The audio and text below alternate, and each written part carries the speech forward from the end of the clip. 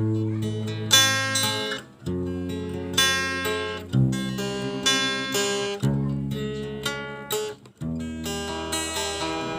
maksudnya dari yang pertama kali yang mencetuskan pasar BBM itu siapa? Yang jelas dari kita warga, terus juga Pak Lurah juga kan mensupport semua itu. Jadi intinya Pak Lurah beliau sebagai fasilitator, beliau yang akan menyambungkan nanti ke lembaga-lembaga, tapi tetap penggeraknya adalah dari lingkungan yang utama. Kebetulan saya kan ketua RT-nya di lingkungan sini, jadi akhirnya kita kalau rapat tuh dari bulan September, rapat pembentukan itu cuma rapat, terus kita mikir kalau rapat terus actionnya kapan ini gitu kan. Nah, kita udah dapat bantuan dari proposal ini, kita akan mulai action insya Allah tanggal 25 Desember. Deklarasi pertama kali dengan sebutan atau membentuk BBM itu, nama BBM itu siapa? Kalau nama BBM itu sendiri dulu kita memang rapat di belakang itu dengan para anak-anak muda juga, bahkan malah banyak anak mudanya waktu itu di BBM itu kita bentuk nama BBM Bakul Batik Metro. Jadi kita awalnya kan bakul itu kan kita ibaratkan bakul itu kan wadah yang intinya gunanya banyak. Wadah itu kan bisa bentuk wadah sebagai komunitas, wadah mungkin juga bisa wadah makanan tuh kan. Tetap kita batiknya juga kita tetap ada kan di Bakul Batik Metro yang di itu isinya ya ada batiknya, kemudian ada mungkin kita tambahin kulinernya. Jadi bagi para pengunjung yang mungkin nanti datang ke sana, misalnya mereka mungkin butuh sarapan, butuh minum, kita ada menyediakan juga dari kuliner yang atau untuk ulang tahunnya itu tanggal berapa? Dengan kita tanya gini, siapa tahu kita dapat undangan untuk madang-madang. Itu nomor 1 tuh madang-madang ya. Tanggal berapa Pak RT? BBM. Jadi kalau pencetusan sekaligus kalau saya bilang mungkin ini hari jadinya ya, hari penentuan awalnya itu untuk BBM itu tanggal 5 Desember 2022. 5 Desember kita malamnya kumpul dengan teman-teman, akhirnya kita mendeklarasikan BBM itu sekaligus kita menentukan kapan kita akan gelaran pertama Pak. Jadi itulah yang kita anggap sebagai tanggal ataupun hari bersejarah untuk BBM yang insya Allah kedepannya akan ada. Kita udah keliling ya, setiap pasar kreatif kita juga kunjungin, bahkan ada yang sampai beberapa kali kita kunjungin. Jadi kita di sana kita bisa lihat perbedaan atau perbedaan inovasinya macam-macam. Nah, untuk di BBM ini yang dipertahankan untuk inovasinya apa? Kalau BBM sendiri kan kita dari awal emang sebenarnya batik yang ciri khas kita tuh batik. Untuk masa kreatifnya ya intinya cuma sebagai untuk mensupport aja agar BBM bisa terus lanjut dan berkembang. Kemudian inovasi yang lainnya intinya kita enggak mengadopsi 100% ke pasar-pasar yang sudah ada, tapi kita berusaha untuk berinovasi sendiri. Di antaranya kita menggandeng dari teman-teman kayak misalnya di sini ada Kawamata. Kawamata itu dari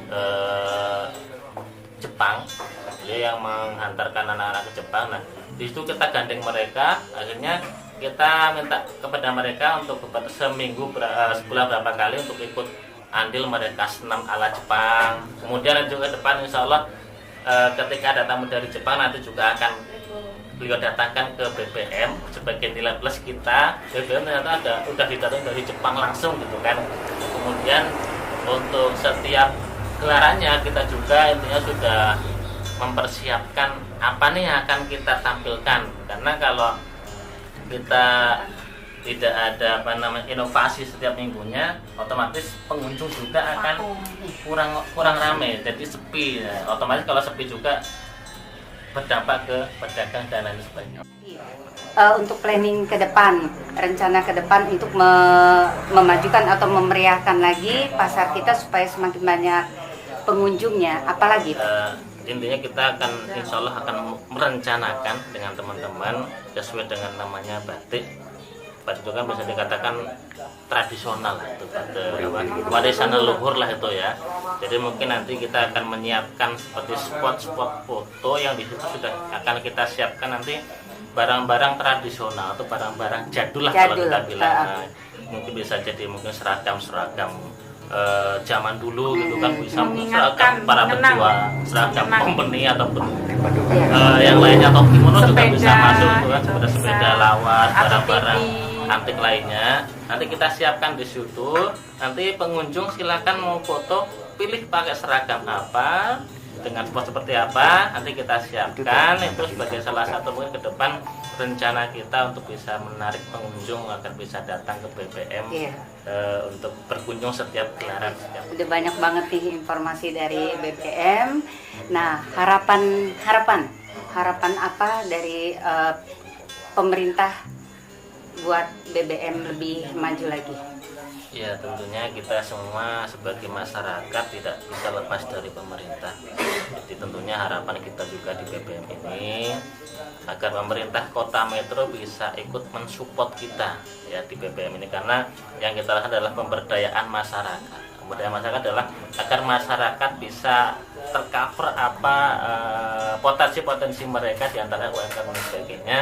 Jadi mohon kepada pemerintah Kota Metro, dinas-dinas terkait untuk bisa berkolaborasi membantu BBM ini, gimana apa yang bisa kira-kira diberikan kepada BBM, baik itu berupa mungkin pembinaan ataupun yang lainnya, yang tentunya harapannya adalah agar bisa kita berjalan terus, yang pada intinya adalah untuk memakmurkan masyarakat Kota Metro agar tetap ceria dan berjaya seperti Lampung kita. Seperti itu. Nanti itu kita pas membekal itu sekalian kita undian nomor lapak. Jadi setiap minggu mereka pasti ganti tempat. Jadi nggak cuma satu lapak aja, tapi ya kita ganti. Mereka ngambil undian satu-satu, dapat berapa itulah mereka. Tentang sampah nih, sebelum acara, sebelum gelaran di hari Minggu ya. Nah, di hari Minggu itu pastinya kita bersih-bersih tuh. Itu penanganan sampahnya seperti apa? Itu yang pertama. Kemudian setelah acara, setelah gelaran itu pastinya banyak sampah juga.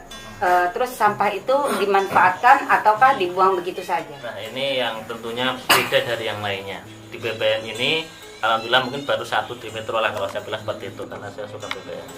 Jadi ada khusus pengelolaan sampah di BBM ini, ada timnya khusus, tim PSU namanya, PSU Kelurahan.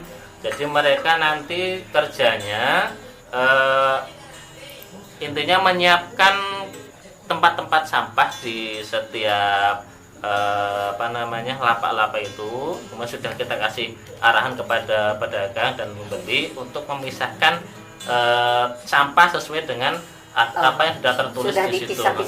Nah, kemudian setelah acara selesai, langsung tim BSU itu di BBM mereka kerja. Semua sampah dikumpulin jadi satu, dipilah-pilah lagi, kemudian langsung setelah beres nih sudah dipilah, langsung ditimbang. Jadi setelah gelaran selesai, sampah juga intinya langsung selesai, langsung ditimbang, nanti dilaporkan kepada tim BBM yang misalnya kedus dapat berapa, yang organik dapat berapa, itu nanti juga jadi duit nantinya. Jadi setelah gelaran tidak ada sampah, bahkan para pemulung datang pada kecil kok sampahnya nggak ada, karena memang sudah dihabiskan oleh tim BSU dari BBM tadi. Jadi semuanya kita kelola dengan insya Allah dengan sebaik-baiknya. Ada keunikan di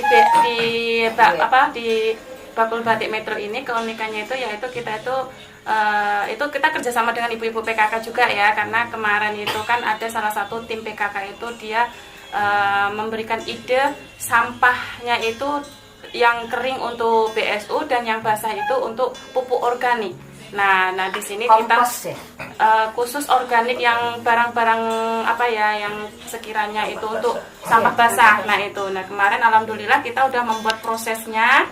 Kita membuat proses pupuk sampah organik itu tadi. Ini lagi menunggu hasil dari kita kalau fermentasinya itu udah berapa minggu ini ya, sekitar 4 minggu ya, baru nunggu 4 minggu, dan itu nanti ada pengarahnya sendiri dari PKK kita. Dari PKK kita ada kita yang mengarahkan untuk pembuatan sampah organik Iya. itu tadi. Pokja 3 itu biasanya Iya. yang untuk penanganan sampah biasanya itu Pokja 3 di PKK. Iya, betul. Jadi PKK juga punya andil Iya, PKK untuk ada di andilnya juga. BBM ya. Iya. Karena yang saya tahu juga kalau BSU itu di Pokja 3 juga. Oke, kalau gitu Pak, terima kasih untuk informasinya.